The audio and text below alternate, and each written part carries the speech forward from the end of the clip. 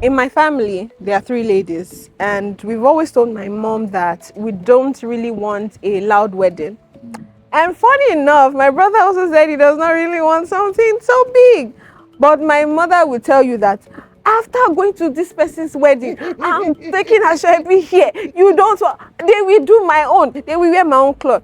But the question is, this is not a marriage that she is organizing. Yeah.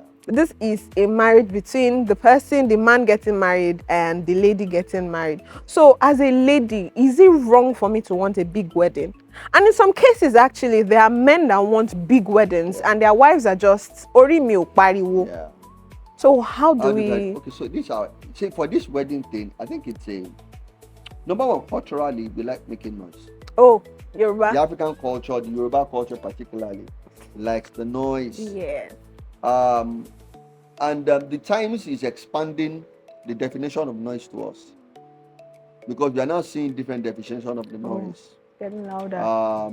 So I will start from okay, what's a wedding? A wedding is a union of two people, but in African cultural context, it is a coming together of two families.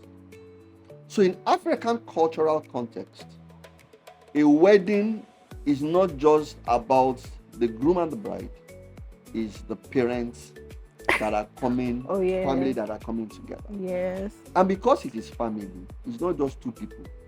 It is a lot of people, a lot of which, some of which the family, the both families don't even know.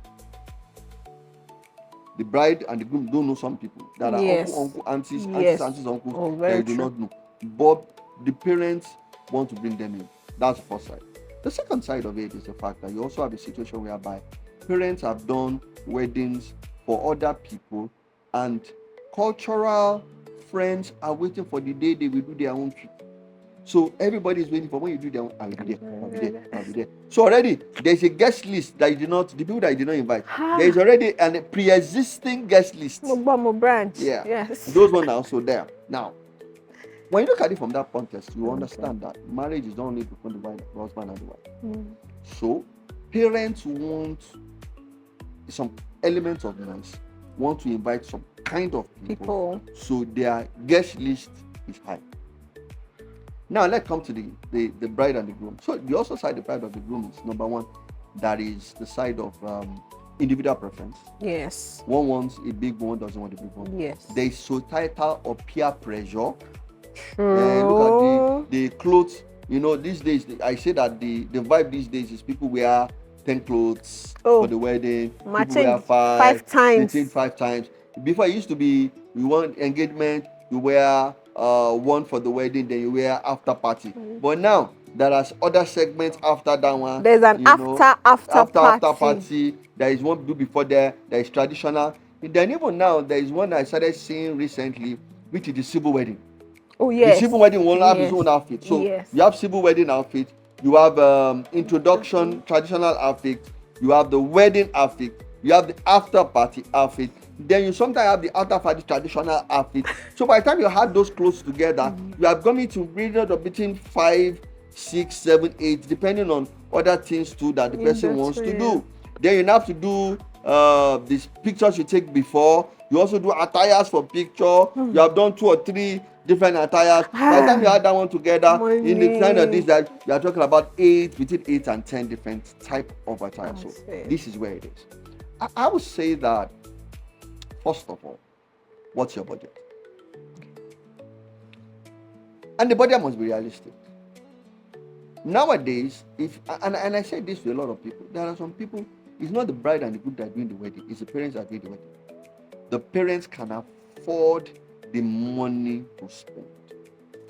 If you cannot be competing with somebody whose parents are the ones paying for the wedding, you are now want to do your own and starting from not where they are starting from. You are now starting from, you want to start from where the parents have earned to start from. They have earned it. They have earned it. True. You have not earned anything. But you want to be doing something based on somebody's you are expecting because another person's parents. But those kind of parents can afford to bankroll that kind of wedding. Add no stress to their children. That's a side to it. So the first one is, what's the budget? Who is paying for what? What's the budget is one? Who is paying for what? Yes, Number two is what? Three, what do you have?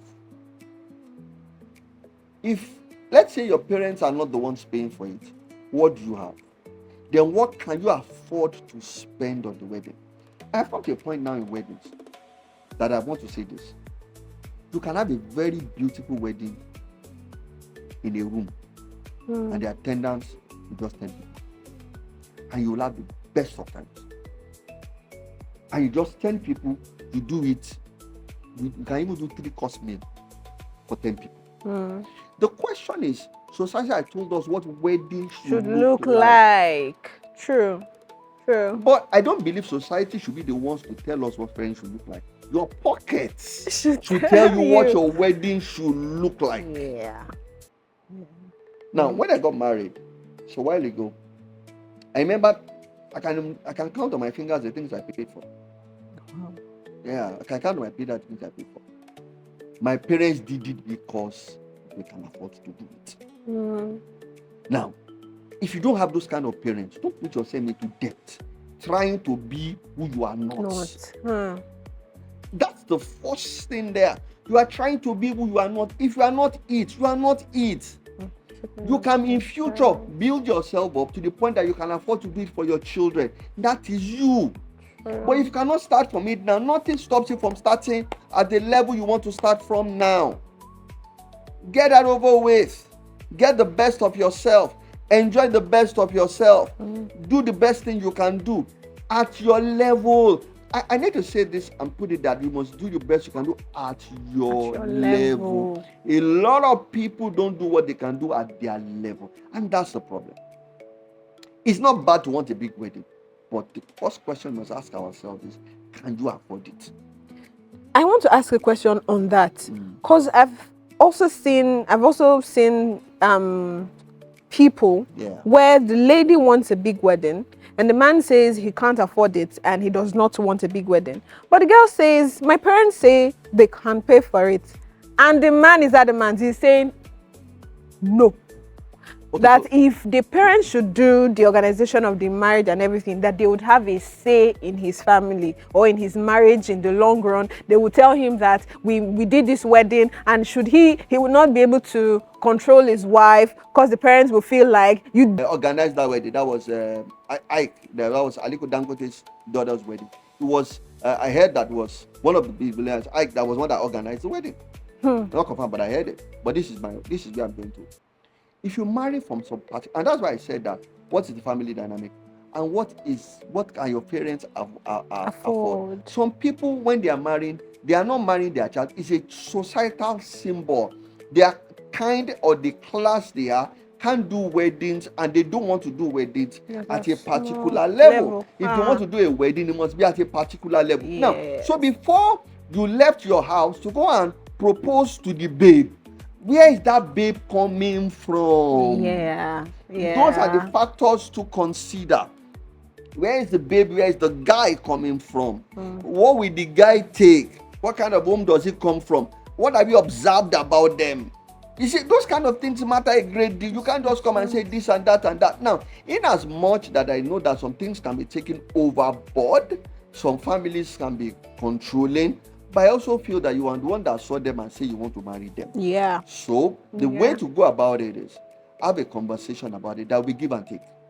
But there are some takes you will take that you cannot control. Okay. The Bible says, can two work together? Said there must be agreement. There is agreement between one of you. What kind of home do you want? What kind of things are you building? Where do you want to start from? How do you want to do it? And those are the conversations we should have before we get married. Those are the conversations. What kind of marriage, what kind of family are you guys building? It's important. Yes. Thank you. So is it bad to want a big wedding? It's not bad.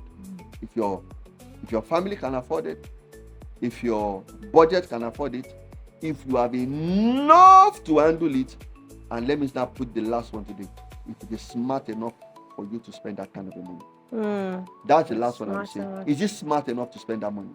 There are some money that is not smart enough to spend. You have 10 million and you want to spend all your 10 million on wedding. Is it smart enough to spend that money? What will you eat after marriage? What do you eat after marriage? Should you guys not want to invest on something before true. you start? Yeah. You know, are you building, what kind of future do you want to build? You see, because the act of it, you should ask your people. Some people are doing it because of what people are saying, because of the expectation of men, because of what people will say, because of peer pressure.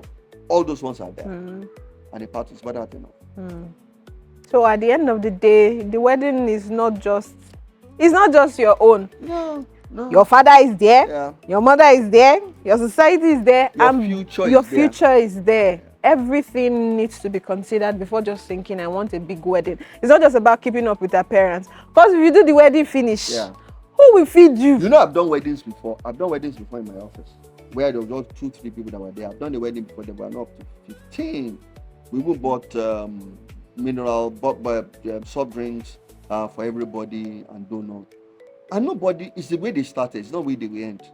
I've done weddings for those, and the few of those people that I've done weddings for, they have gone to become much bigger than what they were before. You know, and they've done the wedding and we moved on. You know, we moved on very well. We have moved on. You know, and the conversations are really very different now. So, as far as I'm concerned, it's not where you start from that is issue. It is where you are going. That is the issue. Yeah. Both of you can agree on what is important. You know, that's why there's no one road to it. It has to be a lot of give and take in between. Yeah. So, conclusion from me is I've also seen people that do renewal of vows. So, if you can't afford the wedding now, and maybe in the future that money comes, you can do another one. Renew your vow and do it big. And do it bigger. Do it big. Yeah. Right.